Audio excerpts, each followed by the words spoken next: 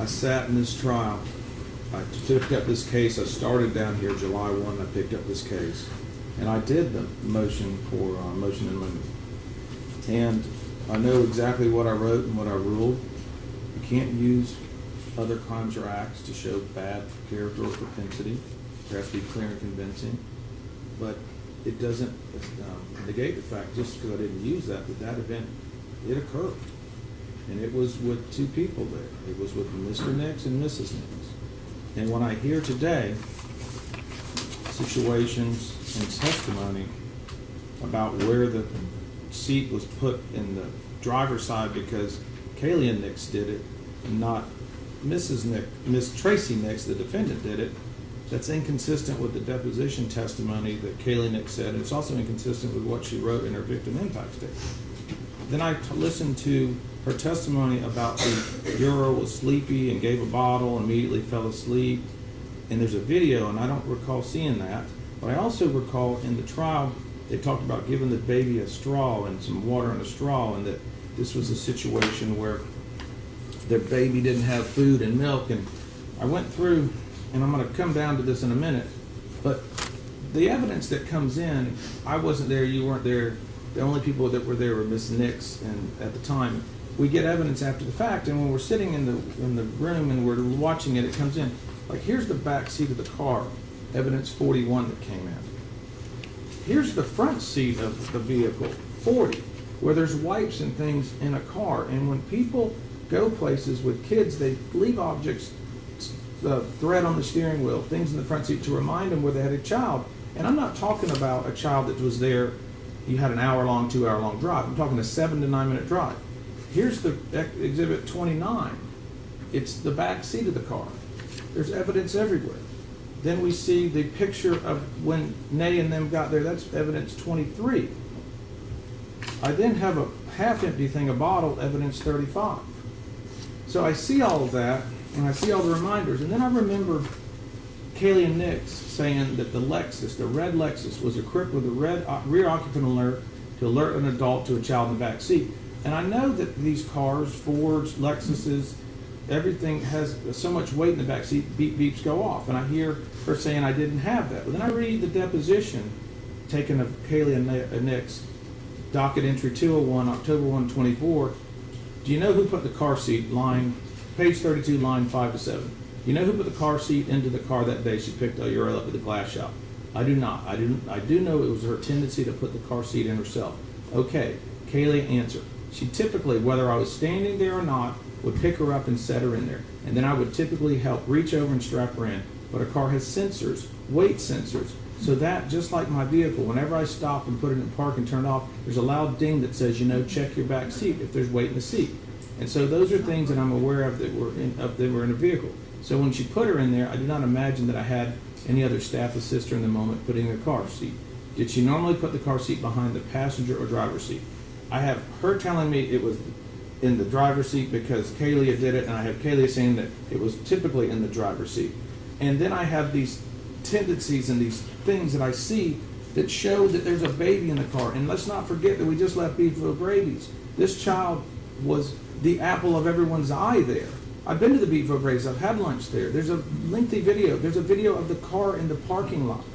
At the end of the day, Uriel Schock presented this evidence to me through her testimony, her victim impact statement, and her the deposition. The defense has presented to me the witnesses and the evidence. What I know for a fact is Tracey Nix left Uriel in the car at 2 p.m. for over 3 hours. At no time during the 10,800 seconds that elapsed did she think 1 second about her granddaughter. Uriel Schock was there for 2.5 hours with her that day. And she just saw her 7 to 9 minutes before, and then she goes to the residence 7 to 9 minutes away. This child, like I said earlier, was the apple of everybody's eye. It captivated, entertained the patrons and the people at Beef O'Grady's, much like a 7-month-old does, a year-old does, a 2-year-old, a 3-year-old does. You know what you're doing with them, and in 7 to 9 minutes, by golly, you know where that child is. And anything to the contrary, and any excuse to the contrary, is just that. I heard and saw the body cam footage along with the interrogation room video of Tracey Nix immediately discovering what happened after she has a grandchild passed away. She was distraught. I don't believe there's a lot of remorse in that about her grandchild's suffering and death. Rather, I see her more concerned with her community image and the death of the child. I want to leave. I want to go away. I want to do this. I want to do this. I want to do this. And I hear today the evidence in the testimony, and I get a little more remorse on that, but is it truly remorse? Yes. Tracey Nix, throughout these proceedings, has contended these acts are involuntary. She couldn't form the requisite intent to commit a crime. Her narrative is that she forgot because of senility or by taking her prescribed mind-altering medications. There's no credible evidence to the court that's persuaded this court to mitigate her sentence as the attorneys have requested. This defendant, like many other defendants facing prison sanctions before, is trying to avoid or lessen a prison sentence once arrested and after a jury finds them guilty. They justify what happened rather than accepting blame and truly evidencing remorse. I have practiced law for 30 years. I've sat on this bench for over 3.5 years. I've met my share of people in the Florida state prison system, the federal system, and I understand that they minimize their conduct and they also don't accept responsibility. And that's how it is. And there's a pile of them down at Hardee Correctional that'll tell you the same stories that I heard here today. The ultimate determination of when we do a case, and I excluded the evidence of the experts on the defense side. It's when you look at whether a defendant is competent to proceed, it's my determination in state court, in a trial court. Under the Dougherty v. State case, 149 Southern 3rd, 672 at 678, the trial court is not bound by the reports or opinion of experts. The defense in this case never afforded nor volunteered Tracey Nix to the state of Florida to have her evaluated by its own experts, so the state of Florida, the citizens of Florida, were denied the right to contest the evaluation and procedures and conclusions of the Tracey Nix retained, hired experts. They all say we're here for our time. They don't come, they come in here, they get paid, they give their opinion. They give their opinion. If it's valid for the defense, they testify. If it's not valid for the defense, they don't testify. I heard this man's testimony. In a competency or an insanity case, the state has the right to contest the evaluation procedures and conclusions of the court-appointed experts. Had she alleged incompetency or not guilty by reason of insanity, the state of Florida and all the citizens would have the ability, the state would have had the ability to hire its own experts to evaluate her mental and physical claims. The state was not afforded that here. And that's why we have a 35-year-old law that says you can't bring in diminished capacity. I ruled on that. I'm not going to revisit that ruling. The state, as a representative body for the citizens of Florida, has a right to a fair determination and meaningful opportunity to be heard to conduct its own review of Tracey Nix. All of her defense experts were hired for their time and to defend her. They had unbridled access to her so they could present their opinions to the court. What I noticed was there was no, what did the MRI findings say? I don't know. I wasn't given that. There are many tests that mental health experts can perform and routinely do perform on criminal defendants to determine if a criminal defendant is falsifying or exaggerating facts or symptoms. There's called malingering. There's no medical records nor testimony presented to this court that she suffers from Alzheimer's, dementia, or senility November 1 of 2022. None of the defense experts have testified they tested Tracey Nix for malingering or confabulation. They simply say, trust us, we are experts. The court declines to do that. In Florida, the term for imprisonment for a second-degree felony is up to 15 years in prison. First degree is up to 30 years. Life is up to a defendant's life. And in a capital case, I can sentence somebody to death if the aggravating factors exceed the mitigating factors. In this case, Tracey Nix has been found guilty of a third-degree felony, punishable by a maximum of 5 years in Florida State Prison. On January 15, 2025, a jury found the defendant guilty of one count of leaving a child in a motor vehicle in excess of 15 minutes, causing great bodily harm, but in reality causing death, and not guilty of one count of aggravated manslaughter. I've already gone over what I talked about with the Rule 3.704D9 about the victim injury points. Her score sheet is 44 points. Under Florida law, the maximum sentence I can impose for Tracey Nix is 60 months or 5 years in Florida State Prison. For me, as a trial court, to impose a departure sentence, it's a two-step process under Banks v. State. 732 Southern 2nd 1065 1067. First, I must determine whether I can depart. That is, whether a legal basis exists for the departure sentence that has been established by a preponderance of the evidence. Two, even if a valid and supported legal ground exists to permit a departure sentence, the trial court must still determine whether it should depart and whether a departure sentence is the best sentencing option in a given case. 2 facts the defense argued in their motion to mitigate. 9, that Tracey cooperated with the state of Florida to resolve the offenses she was charged with on November 1, 2022. The court finds that not to be the case here. Tracey Nix did not cooperate.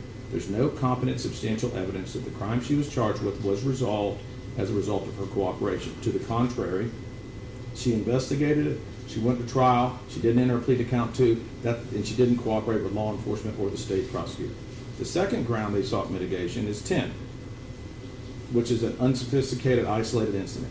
There's 3 elements that must be proven by the defendant when you raise that mitigation, not 1 or 2. Number 1, Tracey Nix has to prove to the court that the offense was committed in an unsophisticated manner. Number 2, it was an isolated incident, and she has shown remorse. All 3 elements have to be proved. You can't prove 1 or 2, all 3. Tracey Nix and her husband had the 17-month Ezra at their home, who died 11 months earlier. That is a fact. That came in every hearing I've been in, and I've heard it today as well. The grandchild Uriel Schock's tragedy is not an isolated incident. This is the second. The court watched and heard her interview. I do not believe she's showing remorse. I believe she's showing sorrow. It is impossible for a defendant who refuses to accept responsibility for an offense to show remorse for that offense. Sympathy is not the same as remorse. Sorrow is not the same as remorse. What I look at in the Florida statutes when I deal with sentencing under 921.02, subsection 1B, the criminal punishment code's primary purpose is to punish an offender. Rehabilitation is subordinate to the goal of punishment. Subsection C, penalty imposed shall be commensurate with the severity of the primary offense and the circumstances surrounding the primary offense. The court does not find that the defendant's sentencing proposal is the best sentencing option. Rather, Tracey Nix should spend the next 60 months in Florida State Prison with credit for time served. The trial court is guided by the code, the sentencing guidelines, and the express purpose for criminal sanctions under Florida law, and a Florida State Prison sentence of 60 months is the best sentencing option. The court also finds that she knew how she was feeling on November 1. The multiple videos, some with audios that day, and the testimony of her Bible study and many friends unequivocally established her awareness that day she is not competent, nor is she insane. She caused Uriel Schock to suffer an agonizing, prolonged death that was avoidable. The court saw all the evidence in the photos. I want to note the diaper bag that was brought into evidence, Exhibit 36, Exhibit 37, Exhibit 38, Exhibit 39, was the most organized diaper bag I've ever seen in my life. And I heard testimony that the child didn't have food, this, that, and the other thing in the beef O'Brady's, and they fed her through a straw. I note that it was an excellent diaper bag. The bottles, food, medicine, and the items were all in quart bags, Ziploc bags. For witnesses to say or allude that Uriel had no milk, formula, or food is hypocritical and untrue. The court finds such testimony by any such witnesses not credible for sentencing purposes. The defense's recitation of their mitigating factors without confirmation by any unbiased expert, in addition to the deficiencies the court found earlier, also fails to establish by a preponderance of the evidence any mitigation that is to be considered by the court today, nor do they amount to competent, substantial evidence for this or any court to justify a sentence of less than 5 years in Florida State Prison. The defendant restrained Uriel Schock in a car seat, and the child was severely injured before she died. There were plenty of signs to Tracey Nix that she had a baby in her car that day and she was responsible to protect it. She failed in her protection of Uriel. I will not fail this state or this community in my duties as a judge to fashion a sentence that I feel is appropriate for these type of charges. You can call it whichever one of the 5 points you call it, but I'm calling it a just and determinate sentence based upon the facts and evidence that I have seen here and heard here and presented today. The court hereby sentences Tracey Nix to Florida State Prison for a term of 5 years of Florida or 60 months with credit for all time served. A $5,000 fine shall be reduced to a judgment lien. The cost of prosecution And restitution will be reserved for 60 days. Y'all can agree on it, or we'll have another hearing. She will be remanded under the supervision of the Department of Correction until her term of prison ends. Now I'm going to speak to this community. I'm not from here. I'm from Winter Haven, Polk County. This community needs to move past this case and leave Kayla and Drew Schock alone. Let them and their 2 children live in peace. This family has lost 2 children, Ezra Schock and Uriel Schock. The tragedy of this case is undeniable. A baby's life is over way too soon, and a family has been severely impacted in unimaginable ways. Whenever a child dies, this entire community suffers. This community needs to move forward and start the healing process. I have made a final and determination here. I'm not putting people on probation to be walking around this community to rehash an issue or something to come up. I have sentenced her to 5 years in Florida State Prison. I want this community to move forward. The legislature defined this felony crime. A fair and impartial jury found Tracey Nix guilty, and I, as a circuit judge for Hardee County, have sentenced her accordingly. Ms. Nix, you have 30 days to appeal the judgment and conviction of this court. If you cannot afford an attorney, one can be appointed for you without cost for appellate purposes. The state, do you have anything further I need to deal with? Your Honor, to head off an issue will waive cost of prosecution, so we don't have to have a hearing. Okay. Do you want to reserve on restitution? If you don't, you can reserve it, and then you can either agree, disagree, or say, Judge, we're not having it, it'll go away on its own. Your Honor, we can reserve it, and it'll probably go away on its own. Okay. Mr. Fletcher, anything further we need to go on? One thing I have to say as her attorney, May Nix Day, and I think, I don't know if she's still here, Alex Amanda Fletcher testified there wasn't any car. I understand. I understand. Because you said that, I thought you said there was. You talking about the car seat? Obviously, we disagree about the remorse. I'm not going to argue with that. We also have a motion for supersedious bond. You're absolutely correct. Once you file your notice of appeal, the supersedious bond statute will go into effect. You'll then have a hearing on your motion. But the first event that has to happen is the notice of appeal. Once that's happened, send it to my JA. For your information, Ursula Nathy is my current JA. Next week, my new JA will be Julie Cochran. Her email address will be circulated on the website. It'll be J. Cochran. So file your notice of appeal.